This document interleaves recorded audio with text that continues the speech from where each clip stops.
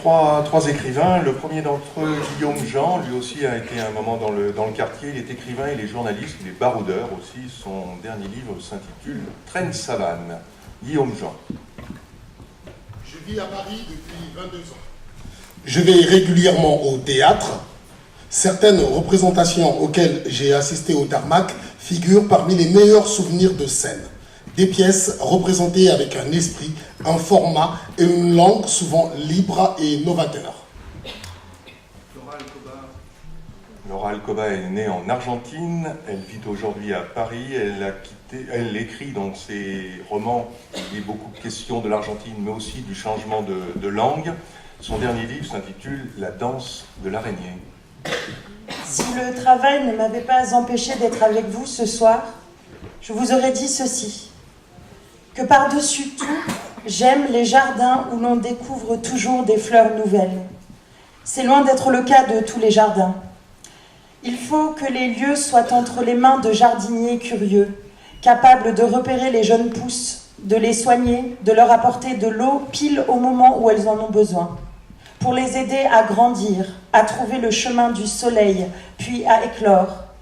C'est ainsi que je vois le Tarmac, comme un jardin singulier, à la fois ancré et ouvert sur le monde, où l'on sait donner aux fleurs nouvelles leur chance, des fleurs venues d'Afrique, des Caraïbes, du Québec et d'ailleurs, pour s'ouvrir très précisément ici, au 159 avenue Gambetta, à l'adresse du jardin que nous aimons et auquel nous tenons tant.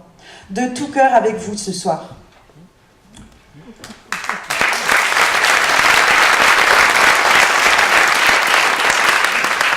Velibor Čolić a déserté les guerres de l'ex-Yougoslavie, il a quitté sa Bosnie, il vit maintenant en France, à Strasbourg. Il a d'abord écrit en serbo-croate, il a écrit ses 4 derniers livres en français, le tout dernier s'intitule Manuel d'exil. Finalement, la parole c'est la vie. Le Tarmac donne la place et l'espace à ceux qui ne sont pas muets et qui sont pourtant restés sans voix, qui sont rares, parfois même sans patrie, sans papier et sans récit. Ce théâtre est finalement notre parole.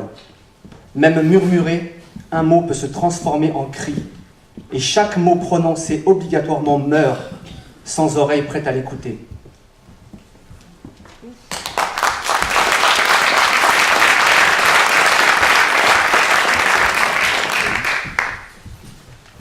Marzena Sowa, elle est née dans le sud de la Pologne, elle vit aujourd'hui entre la Belgique et la France. Elle est l'auteure de 7 volumes de bande dessinée, Marzi, une petite fille qui lui ressemble beaucoup. Le Tarmac est l'un de ces rares endroits en France où je me suis sentie chez moi, où ce que je suis, je viens de Pologne, pays connoté comme pauvre cousine de l'Europe, je ne devais plus le considérer comme une tare, comme une faiblesse, mais comme une richesse. Toute ma vie, je serai reconnaissante pour ça. Le Tarmac est un lieu d'échange et d'ouverture vers d'autres cultures, d'autres mondes exceptionnels. Il permet de casser les stéréotypes, d'aller au-delà, de voyager, de s'évader, de rêver. Le retirer, c'est appauvrir Paris.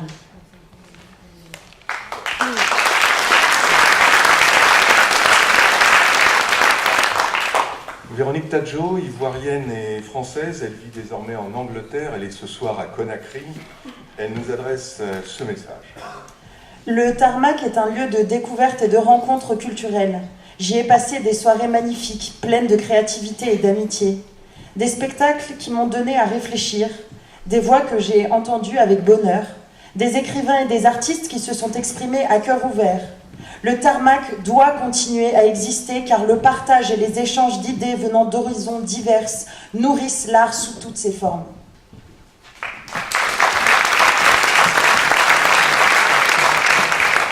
Mohamed Aïssaoui, journaliste littéraire, son enquête « L'affaire de l'esclave Fursi » avait été montée sur cette même scène par Hassan Kassif-Ouyaté. C'est encore une fois la francophonie qui fait les frais d'une décision politique prise à la va-vite, sans discussion ni concertation. Le Tarmac avait trouvé sa vitesse de croisière, sa vitalité, son utilité. Voilà qu'on la casse brutalement. Le président de la République a souhaité donner de l'élan à la francophonie. Bel engagement, belle idée. Mais cela commence par la fermeture d'un lieu emblématique où cette francophonie n'a jamais été aussi vivante.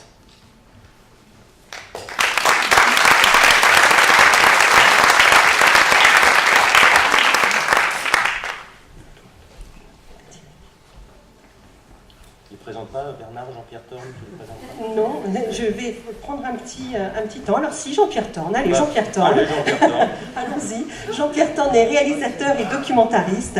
Nous avons présenté un certain nombre de ses films dans cette maison, entre autres Allez Yalla ou Faire qui fait les anges, et nous adresse un mot. Je veux te le redire, et à tous les amis du Tarmac, combien je suis scandalisé des menaces qui pèsent sur votre avenir. Alors que je sais, pour y venir dès que je peux, combien votre programmation et votre travail de diffusion est formidable et essentiel.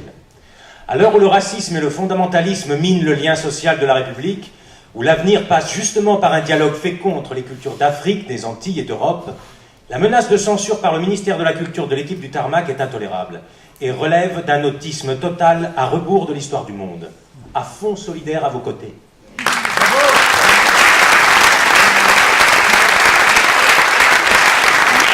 Alors je vous le disais, les signataires sont nombreux sur la pétition, bientôt 12 000, et on a décidé, beaucoup de témoignages aussi, de petits mots écrits, on a décidé de vous en lire quelques brefs extraits, donc quelques petits témoignages. 5 ans que j'enseigne au collège Gambetta, mitoyen du Tarmac. Il n'y a qu'un mur qui sépare nos bâtiments. Ce mur était infranchissable pour de nombreux élèves du collège. Ils pourraient vivre 20 ans dans ce quartier sans connaître le Tarmac. Oui, mais voilà, depuis 5 ans que je suis ici, je vois l'équipe du Tarmac et du collège se démener pour que ce mur ne soit pas une séparation, mais la fondation d'une culture commune, le lien même d'une maison. Tous nos élèves n'ont pas aimé le théâtre, mais tous nos élèves sont allés au théâtre. Si vous pensez que ça ne change rien, c'est que vous ne comprenez pas les enjeux de l'éducation. Le Tarmac est un lieu d'émancipation pour nos élèves. Tous ces projets ont élevé nos élèves. Certains ont été plus touchés que d'autres, mais pour beaucoup, c'est à chaque fois une expérience unique. Ils y ont appris à écouter, à parler, à rire tous ensemble, mais aussi à ne pas écouter, à s'ennuyer, à être gênés, à être bousculés. Ils y ont vu des artistes de nombreux pays, de nombreuses couleurs, de nombreux langages, et s'y sont retrouvés. C'est ce qui fait du Tarmac un lieu unique. On ne remplace pas un projet par un autre dans un claquement de doigts. Les projets, l'amitié, l'envie de travailler ensemble, le maillage sur un territoire sont le résultat d'un travail minutieux réalisé par l'équipe du Tarmac. Je veux que mes élèves vivent leur scolarité avec ce théâtre, au projet fort à leur côté. Armel Gontier, professeur d'EPS au collège Gambetta.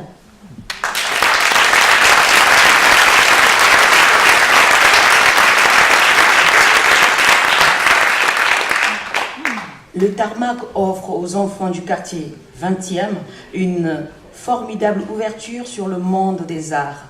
Lorsque les élèves se rendent à pied, vrai luxe et confort pour les écoles et les parents, à ce théâtre, ils ont l'opportunité de rencontrer les artistes qui s'y produisent. Pour défendre le droit de la culture de nos enfants, je signe cette pétition. Cécile Mia.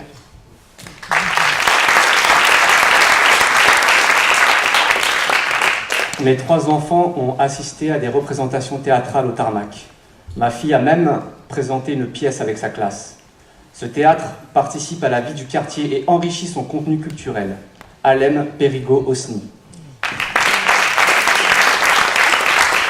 Une vraie politique à l'égard des pays africains, comme nous venons de l'entendre au Sénégal, passe aussi et nécessairement par une vraie politique culturelle que défend la belle équipe du Tarmac. Alain Bourgassé. Je signe cette pétition étant acteur culturel et producteur francophone résident au Gabon. Le Tarmac est l'un de nos premiers espaces et partenaires de diffusion et création où nous sommes convaincus de partager l'esprit, la diversité et l'excellence francophone dans l'économie créative. Le Tarmac a aidé au développement des artistes et professionnels du théâtre, de la danse et bien d'autres disciplines artistiques. Chers dirigeants francophones, ne restez pas silencieux face à cet assassinat complice. Jean-Rémy Ougoula Latif. Je me rends régulièrement au Tarmac. C'est le seul lieu qui présente des œuvres provenant de la littérature africaine. Il importe donc de le défendre afin de préserver la pluralité créative qui fait la richesse, entre autres, de la francophonie. Virginie Clagba.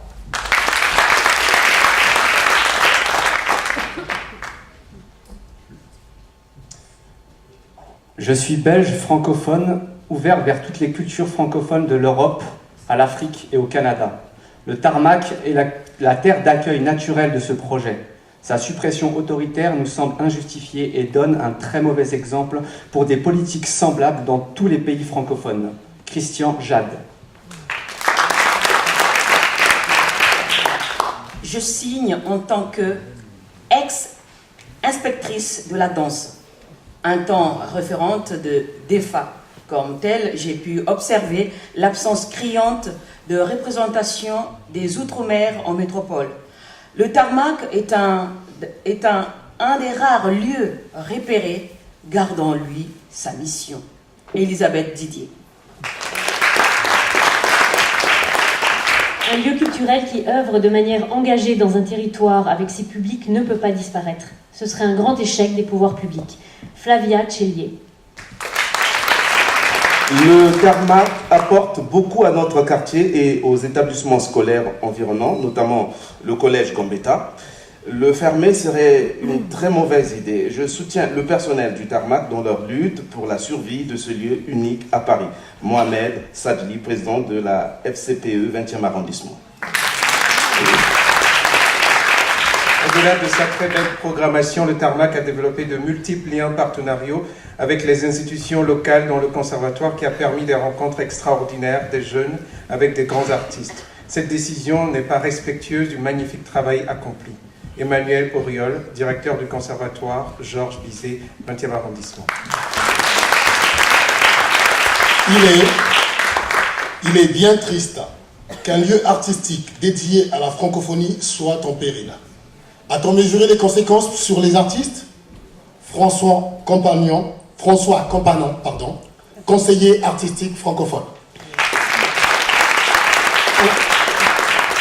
C'est une sensation de sidération qui s'empare de moi devant la décision du ministère de mettre fin à la mission du tarmac. Et ce, sans concertation avec l'équipe concernée. Repenser la francophonie en dépouillant une structure reconnue pour son expertise, pour un lieu où nombre d'artistes ont entretenu des liens, élaboré des projets, pour un lieu que le public identifie très bien, reconnaît, quelle est l'urgence de dégager cette équipe de son lieu, et en fin de compte de ruiner une décennie de travail. L'idée de la francophonie a toujours été de partage, de décision hors domination, afin de laisser derrière nous l'ombre de la colonisation. C'est cela qui est inacceptable, cette impression de retour en arrière, que la France fait ce qu'il veut de ses francophonies, de ses francophones. Pour que la France n'oublie pas qu'elle n'est plus le centre du monde, que le monde francophone s'est déplacé aujourd'hui, s'est étiré, et ces artistes qui ne seront plus accueillis sur le territoire français, eh bien, ils iront ailleurs. À terme, est-ce bien l'intérêt de la création de la langue française? Est-ce bien l'intérêt de la création de langue française? Pour toutes ces raisons, pour toutes ces interrogations, j'apporte mon soutien au tarmac, le tarmac qui, par 2 fois, a apporté son soutien à mes projets, Parole d'insurgé en 2014 et Parfois le vide, ce mois de mars qui vient. Les 20 et 21 mars, nous serons bien sur cette scène et je n'espère pas pour la dernière fois.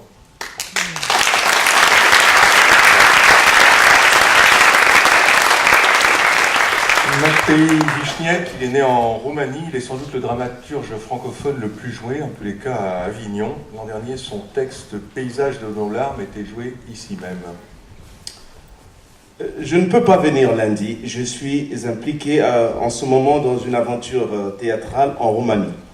Un théâtre créé dans ma région natale. Vous avez mon soutien, j'ai eu une merveilleuse programmation au tarmac et au temps de Guy Rétoré, une belle création de la femme comme champ de bataille. Votre mission est claire et généreuse. Je suis sûr que le tarmac restera tarmac.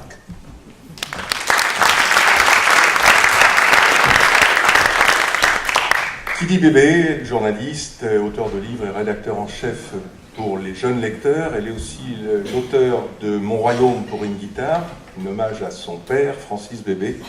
On écoute qui dit. Aller au tarmac et s'y sentir au chaud comme au cœur d'un foyer, ardent comme les mots qui y brûlent, battant du tempo d'autres villes, vibrant de ces pages de cahiers que l'on croit connaître et que l'on redécouvre. Stupéfiante pochette pleine de surprises nouvelles.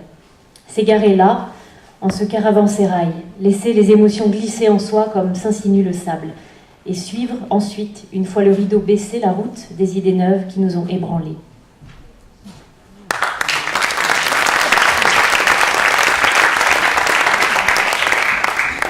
Fiston Mwanga Mujila, il est aujourd'hui en Autriche, mais il est né en RDC. Il est l'auteur de Tram 83, un premier roman qui a été adapté à la scène et qui sera présenté ici même dans un mois.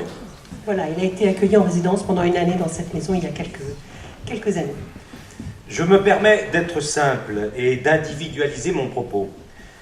Au début de ma carrière, par l'entremise du Tarmac, j'ai suivi à Kinshasa une série d'ateliers animés par Sonia Ristich, Guy Régis Junior, qui est présent, et Gustave Akakpo, qui est aussi présent. De 2014 à 2015, j'ai séjourné à Paris pour une résidence d'écriture au Tarmac. 2 pièces de mon répertoire théâtral sont parues aux éditions Lanzmann dans la collection Tarmac.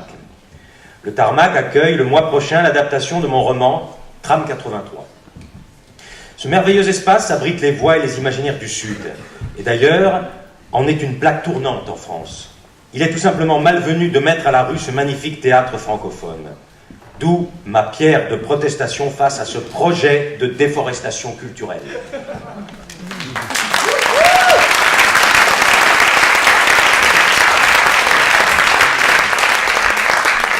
Boualem Sansal, romancier, c'est d'Alger qu'il a envoyé un message. Il est l'auteur de 2084, La fin du monde. Il est aussi co-auteur du manifeste pour l'hospitalité des langues.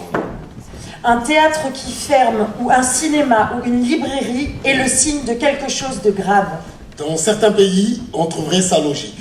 On dirait que la dictature se renforce et bâillonne un peu plus la liberté d'expression.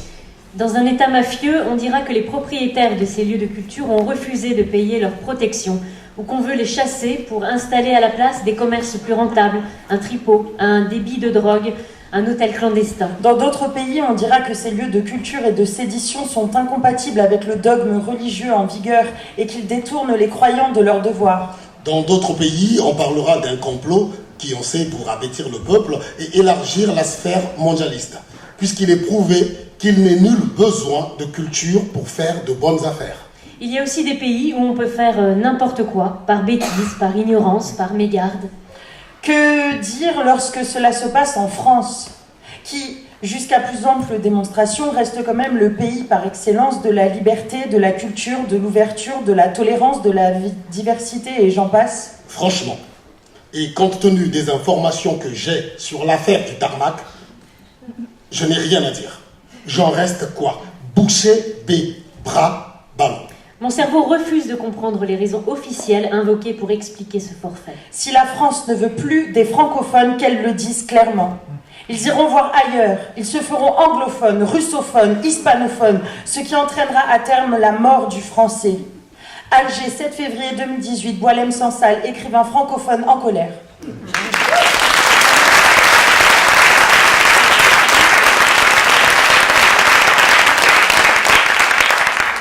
L'un des plus grands penseurs africains, Achille Mbembe, écrivain, philosophe, essayiste, et il enseigne à l'université de Wits à Johannesburg. Il a publié Critique de la raison nègre et il nous a adressé un message. Nous militons pour une langue monde, langue de l'en commun, véhicule de circulation au croisement des forces de vie et d'ouverture, une langue dont l'humanité tout entière pourrait se servir dans le but de partager des paroles neuves et engagées, qui interrogent notre destin en ce qu'il a de commun et de singulier. Pendant des années, c'est ce que le Tarmac se sera efforcé d'accomplir.